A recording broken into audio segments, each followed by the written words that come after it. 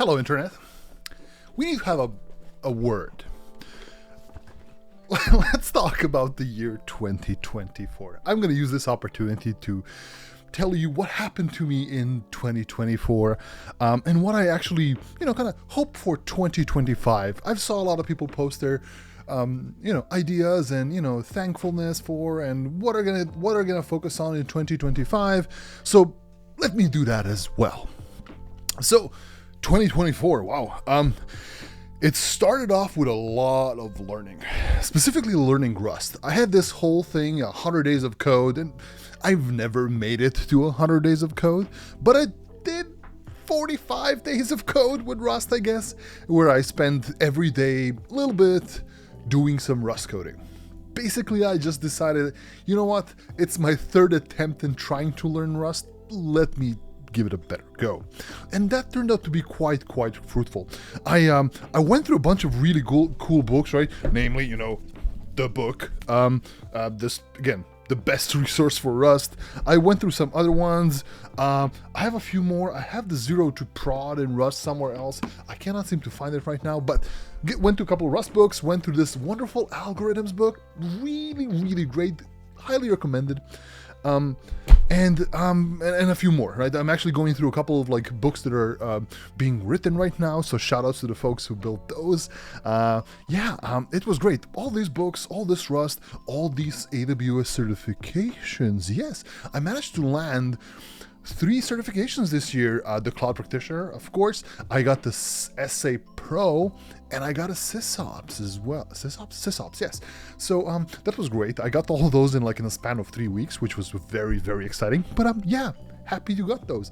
I wanted to get a few more, namely those new Gen AI, artificial intelligence and whatnot, associate ones, but I couldn't get to them. So what can you do? I didn't get a chance to work with a lot of folks from AWS Training and Certification to kind of on the live streams and all those shows to kind of talk to you people about these certifications and how to achieve those. So that was a really great fun, great way to make this year kind of the year of learning.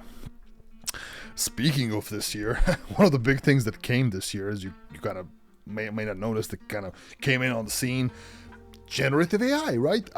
It showed its face, it showed its hype, it showed its benefits, it showed its doubts, and all those things. So we all kind of started swimming through the sea of generative AI starting 2024, I guess, and we try to understand what it is, who it is for, who it is not for, and what can we do with it. So my thoughts on generative AI is that it's an amazing, incredible technology that a lot of people misappropriate or misuse, let me put it that way. There's so many good things you can do with Gen AI. There's so many ways you can improve yourself, improve your life, improve the way you work. All the things I learn, all the code I do is not written with generative AI, but together with generative AI. I use Gen AI to help me learn. Right, so I never let it do its thing and hope for the best. I let it teach me how to do my thing. So that's a pretty good thing. I like it. And we saw a lot of fake content. We saw a lot of fake images and all those things. So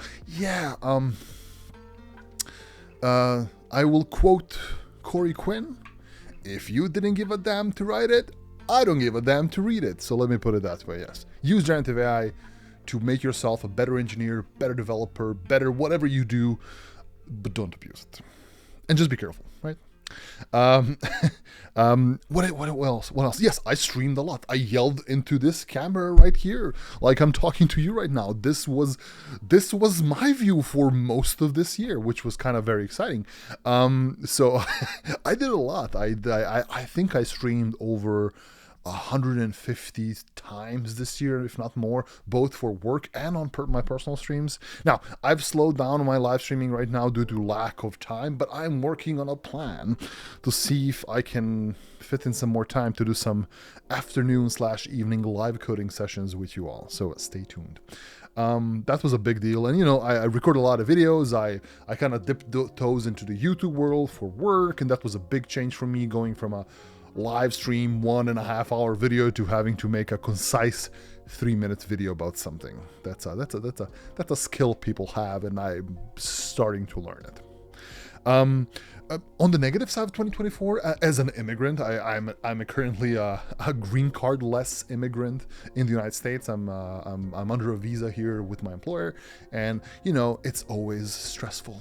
It's incredibly stressful. Specifically, well, you depend on your job more than ever, because if you lose your job, you lose your right to stay here. So there's been a lot of immigration votes this year, and hopefully by 2025 is going to be better. Let me send some positive signals that way, so I don't have to worry too much about losing my job or losing my immigration status, because I do like it here. I do love the land of opportunity and what can I do here and all the things I do. So here's to a better 2025 when it comes to immigration. So speaking of things I love is old computers. Yeah, this year was a good year for old computers. I did manage to get a couple of really interesting things. Like I got a NextStation Slab, which is, the predecessor of Apple Mac OS, and that's what Steve Jobs built when he left Apple.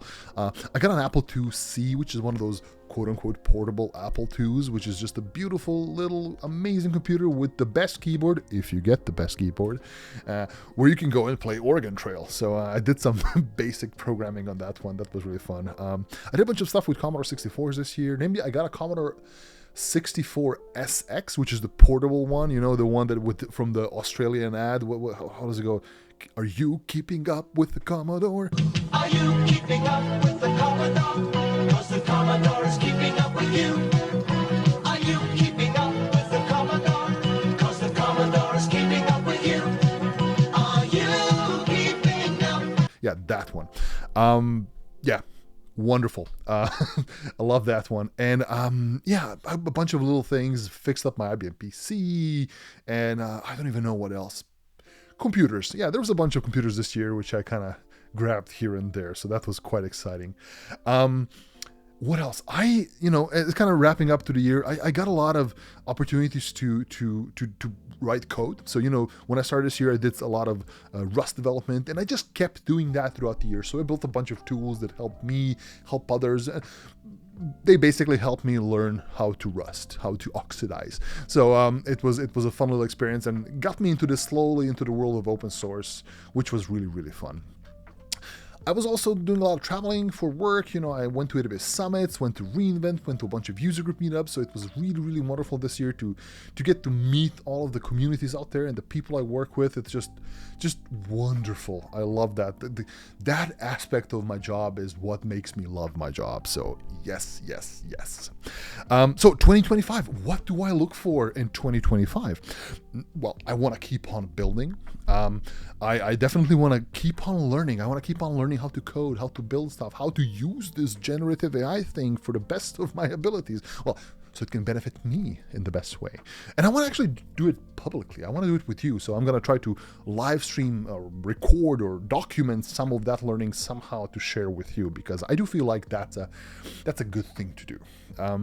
I want to expand more into open source. Besides just building little open source tools that maybe somebody or nobody uses, I want to try to contribute to other open source projects. So we'll see how deep can I dip my toes into open source projects so I can give back to the community on my free time. So that would be quite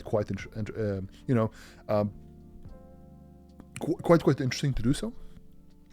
As I said, I want to keep experimenting with tools and services and stuff that exist here in the cloud and whatever to kind of help me become a better developer advocate, better builder, better engineer. So, if you have a book recommendation or a tool recommendation or a course recommendation, drop it down below in the chat and the comments and whatever you're watching this video on.